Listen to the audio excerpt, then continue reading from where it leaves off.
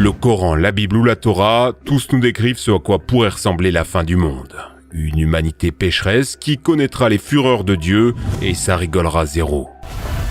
Heureusement, on a tout lu et on vous explique étape par étape comment survivre au jugement dernier. À quoi ressemblera la fin du monde selon les chrétiens ? L'Apocalypse, c'est le dernier livre du Nouveau Testament. La fin de notre monde racontée à travers une vision. Croyez-moi, vous n'êtes pas prêts. Dieu est au paradis, sur son trône entouré d'arcs-en-ciel. Autour, 24 autres petits trônes. Un lion, un taureau, un humain et un aigle apparaissent. Ils ont 6 ailes et sont couverts d'yeux de la tête aux pieds. Ils chantent continuellement « Saint, Saint est le Seigneur Dieu souverain, qui était, qui est, qui vient. Le jugement dernier approche. » Dieu sort un parchemin sur lequel il y a 7 sceaux. Il le donne à un agneau mourant avec 7 cornes et 7 yeux. C'est la forme finale de Jésus, mort en croix. Les sceaux seront brisés un par l'agneau. Les 4 premiers libèrent les cavaliers de l'Apocalypse. La conquête, la guerre, la famine et la maladie qui vont exterminer un quart de la population. Le dernier cavalier, Thanatos, est le plus dangereux. Il est lié à la fois à la mort, à la peste, aux bêtes sauvages et il est suivi des enfers. Le mieux, c'est encore de s'isoler dans un bunker avec plein de provisions et un filtre à air pour éviter les effets de la pestilence. Pendant ce temps, au ciel, l'agneau brise le 5e sceau, faisant apparaître les âmes de tous les martyrs. Maintenant, vous avez des fantômes dans le bunker, c'est crépi mais pas dangereux. Profitez-en, parce que le 6e sceau déclenche un séisme qui déplace toutes les îles et toutes les montagnes, le soleil est éclipsé, la lune devient rouge sang et toutes les étoiles s'écrasent sur Terre. Pour le séisme, on parle certainement du plus puissant jamais ressenti sur Terre. Le Japon, qui est sur 4 plaques tectoniques différentes, sera instantanément rayé de la carte. Sans compter les tsunamis que ça va provoquer et les potentielles éruptions volcaniques. Ici, pas le choix. Faut se mettre dans une région loin d'une jonction tectonique, à plusieurs centaines de kilomètres des côtes. La Sibérie occidentale ou la forêt amazonienne sont de très bons candidats. Et vu que c'est complètement isolé, vous ne craignez pas trop les cavaliers de l'Apocalypse, qui érodent toujours. Le problème, ça va être la pluie d'étoiles. Si c'est vraiment des boules de plasma de la taille du soleil qui tombent sur Terre, on serait vaporisé. Mais comme l'Apocalypse continue après, on va imaginer que c'est plutôt une pluie de météorites. Si vous souhaitez vraiment survivre dans votre bunker, faut envisager d'investir dans une coque en béton armé. Soyez bien préparés, parce que quand le 7e sceau sera brisé, c'est là que les choses sérieuses vont commencer. Les 7 trompettes.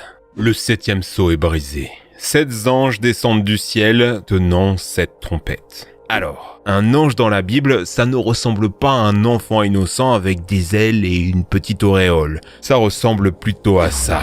Ouais, c'est terrifiant. Et il y a plusieurs types d'anges. Certains ont 4 têtes, d'autres sont des anneaux d'or avec des yeux. On est très loin des livres de catéchisme. Quand la première trompette sonne, de la grêle et du feu mêlés de sang s'abattent partout. Un tiers de la terre et des plantes seront brûlées. À ce stade, 50% des humains sont morts. La chaîne alimentaire étant brisée, ça risque de s'aggraver. Peut-être qu'il faudra que vous partiez en expédition jusqu'à Svalbard, dans la réserve mondiale des semences. On y conserve des millions de graines bien à l'abri, au cas où il faudrait relancer l'écosystème suite à une disparition de masse. Si vous pensiez vous nourrir en pêchant, vous allez vite déchanter. L'Apocalypse a pris les devants. La seconde trompette sonne, une montagne de feu est projetée dans la mer, un tiers de l'océan est changé en sang. Un tiers des poissons meurent, un tiers des bateaux seront détruits. Et ça risque d'empirer. Le sang à la surface de la Terre va s'oxyder, former des croûtes rougeâtres et rendre la surface des océans opaque. La lumière ne passant plus,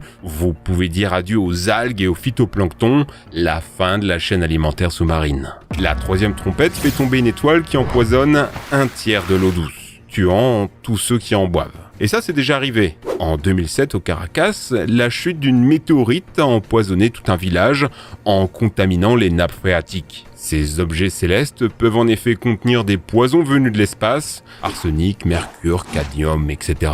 La 4e trompette assombrit le ciel en faisant perdre aux astres un tiers de leur lumière. Un peu ce qui s'est passé avec les dinosaures quand d'épais nuages de poussière ont condamné la Terre à un hiver nucléaire. J'espère à ce stade que vous avez des boîtes de conserve et un bon radiateur. Bon, faisons le point.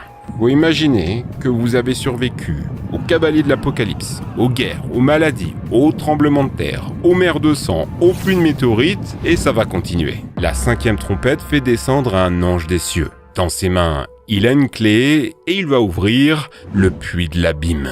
Il va s'en sortir une fumée qui va assombrir la terre, puis une horde de sauterelles s'abattra sur l'humanité. Mais attention, ce sont des sauterelles de l'Apocalypse. Elles ont des visages humains, de longs cheveux, des armures et des couronnes, le tout avec des dents de lion et des dards de scorpion. Elles vont attaquer tous les humains en leur infligeant des piqûres qui les feront se tordre de douleur, au point de souhaiter mourir. Sauf que ça serait impossible. Dieu, là, vous a rendu immortel, condamné à souffrir pendant 5 mois entiers, jusqu'à ce que la prochaine trompette sonne. On peut s'imaginer qu'il s'agit du venin du Deathstalker, dont la piqûre est 100 fois plus douloureuse que celle d'une abeille et dure bien longtemps, parce qu'elle contient de la charybdotoxine qui surexcite vos nerfs. Normalement, dans votre bunker au milieu de la Sibérie, vous êtes encore tranquille. La 6e trompette va elle invoquer 200 millions de cavaliers mutants. Leurs chevaux ont des têtes de lion, crachent du feu, du soufre, et leurs queues sont composées de serpents qui s'attaquent aux hommes. Ils ont pour mission de tuer le dernier tiers des humains restants. Là, même si vous avez un super bunker, 200 millions de lions cracheurs de feu, ça risque de transformer votre base en cocotte minute. En plus, avec l'humidité, le soufre pourrait se transformer en acide sulfurique. La seule option, c'est de prier que les cavaliers en aient marre de vous et décident d'aller tuer d'autres gens. Dans le doute, construisez plusieurs bunkers en béton les uns dans les autres, histoire de gagner un peu de temps. Vous entendrez alors la 7e et dernière trompette, annonçant la fin des tortures. Désormais, place à l'ultime courroux. Les 7 fléaux. Un immense dragon rouge à 7 têtes descend alors du ciel. Il est si grand que d'un coup de queue, il balaie un tiers des étoiles, les envoie s'écraser sur la terre. C'est en fait Satan, les anges se battent avec lui, gagnent et il se fait aspirer par le sol. Mais juste après, l'Antéchrist sort des entrailles de la terre, il a des cornes et parle comme un dragon. Il sera accompagné d'un léopard à pattes d'ours avec 7 têtes et 10 cornes qui insultera Dieu. Les quelques humains survivants se prosterneront devant lui, s'inscrira alors sur leur front le chiffre de la bête 666. En voyant l'état de la situation sur Terre, 7 anges apparaissent, tenant 7 coupes dans leurs mains. Ce sont les 7 derniers fléaux. Quand ils versent la première coupe, toutes les personnes marquées du signe de la bête voient leur estomac exploser. La 2e et la 3e coupe finissent de changer les océans et les rivières en sang, tuant tout ce qui s'y trouve. À ce stade, il reste plus grand chose, mais ils préfèrent finir le travail. Pour vous, dans le bunker, c'est pas complètement foutu. Vous pouvez transformer le sang en eau en la passant à la centrifugeuse, puis en distillant le plasma pour récupérer l'eau. Si ça vous dégoûte, pensez à ce qui vous attend dehors. La 4e coupe ordonne au soleil de mettre tous les humains en feu. Puis la 5e va recouvrir le monde de ténèbres, tellement douloureux que vous allez vous mordre la langue jusqu'au sang. La 6e coupe est un peu bizarre, elle fait tarir l'Euphrate, puis force les bêtes à cracher des grenouilles qui vont chercher tous les rois humains encore en vie pour les préparer à la bataille finale, l'Armageddon.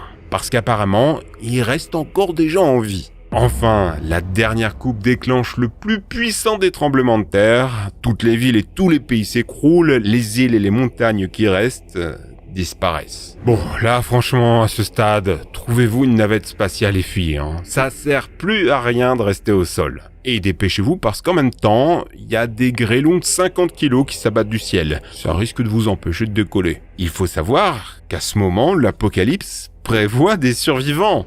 Donc c'est pas impossible que vous vous en soyez sortis, avec vos bunkers à 100 couches, des navettes spatiales et en buvant du sang distillé. Si c'est le cas, vous allez voir l'armée de Dieu capturer les bêtes, les enfermer en enfer, avec Jésus qui reviendra régner sur terre. Tout le monde sera ressuscité pour être jugé, c'est ça le jugement dernier. Techniquement, si l'Antéchrist vous a pas eu avec le 666 sur le front, ça devrait aller. Après ça, le nouveau Jérusalem est construit. C'est une ville faite d'or, de cristal et de pierres précieuses qui a la forme d'un cube géant de 2200 km. Dedans, toutes les créatures vivent en harmonie. Bravo, vous avez survécu et vous avez le droit au générique de fin de la vie. Entre nous, je peux pas m'empêcher de penser que c'est un poil décevant après tous les efforts qu'on a fait pour en arriver là. Une jolie ville, c'est tout. J'espère que c'est mieux dans les autres religions.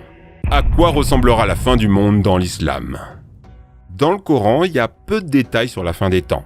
On sait qu'elle va être annoncée par tout un tas de signes, comme la dépravation sexuelle qui se démocratise, la prise de Constantinople, l'accélération du temps, l'arrivée de 30 faux prophètes, ou encore de nombreuses morts inexplicables. Le monde priera un faux messie, le Dajjal, l'antéchrist. Il est borgne, trompe les hommes en faisant des miracles comme réveiller les morts et arrêter le soleil, mais en secret, il a derrière lui une armée de démons. C'est là que le Mahdi arrive sur Terre. C'est un rédempteur qui combattra le Dajjal pour permettre à Issa, Jésus, de redescendre sur terre afin d'y régner. Oui, il y a Jésus dans l'islam, c'est même l'un des principaux prophètes. Là, un archange, Israfil, va faire sonner sa trompette et l'intégralité des humains vont mourir. La terre sera détruite d'un coup.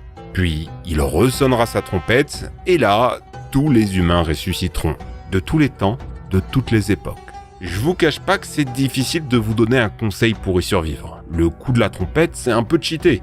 Le mieux, c'est encore que vous n'ayez rien fait de trop problématique dans votre vie, parce qu'à ce moment-là, l'humanité se retrouvera en cercle. Et là, on va lire devant tout le monde un livre dans lequel tout ce que vous avez fait a été noté. C'est là qu'on jugera si vous méritez d'aller au Jannah, le paradis, ou au Jahannam, l'enfer. C'est plutôt direct, il n'y a pas d'option alternative pour prouver votre bonne foi. Si le paradis islamique est décrit comme un magnifique jardin avec des rivières de miel, de lait et de vin, l'enfer, il pique. Une fournaise dans laquelle vous subissez les pires tortures. Vous êtes ébouillanté, empoisonné, brûlé, enchaîné, et une fois que votre corps est en lambeaux, on retire votre peau pour vous en mettre une nouvelle, comme ça vous pouvez souffrir à nouveau. Comportez-vous bien les refs. Dans le judaïsme, l'apocalypse est un peu pareil, mais on a bien moins de détails. Ce qu'on sait, c'est qu'une grande guerre aura lieu entre Gog et Magog, qui viendront se battre contre Israël. On ne sait pas exactement à quoi ça fait référence, peut-être l'Occident et l'Islam. Ensuite, le Messie arrive, puis vient la résurrection de tous les morts, le jugement dernier, et enfin la création d'un nouveau monde, Olam Haba. Dans le bouddhisme, il y a plusieurs théories qui s'opposent. Dans l'une d'entre elles, 7 soleils apparaissent progressivement dans le ciel. La Terre va être complètement engloutie par les flammes jusqu'à ce qu'elle soit détruite. Dans la mythologie nordique, l'apocalypse peut s'apparenter au Ragnarok. Ça commence par la disparition de la Lune et du Soleil, puis un hiver de 3 ans où l'air se remplit de poison et les morts sortent des entrailles de la Terre. Ensuite, il y a une gigantesque bataille où la plupart des humains et des dieux vont mourir. Les survivants seront chargés de repeupler le nouveau monde. Votre meilleure chance de survie, ça reste l'apocalypse chrétienne. Certes, c'est la plus cruelle, mais elle est beaucoup moins directe que les autres, où le jugement des âmes décide tout. Finalement, qu'importe la version, en ayant fait de bonnes choses de votre vivant, vous pouvez vous en sortir. Pour la science, la fin du monde, ça sera plutôt des bombes nucléaires, des astéroïdes, le réchauffement climatique ou notre dégénérescence génétique. Dans le meilleur des cas, notre fin se passera dans 4 milliards d'années, le soleil aura épuisé presque tout son hydrogène, commencera à gonfler en engloutissant la Terre, la désintégrant à jamais. À ce moment, votre seule chance de survie, c'est de voyager de soleil en soleil pendant des milliards d'années jusqu'à ce que le dernier s'éteigne. The Big Freeze, la mort thermique de l'univers et de toute trace de vie. Qu'importe ce que vous ferez, qu'importe ce que vous croirez, la fin du monde est inéluctable.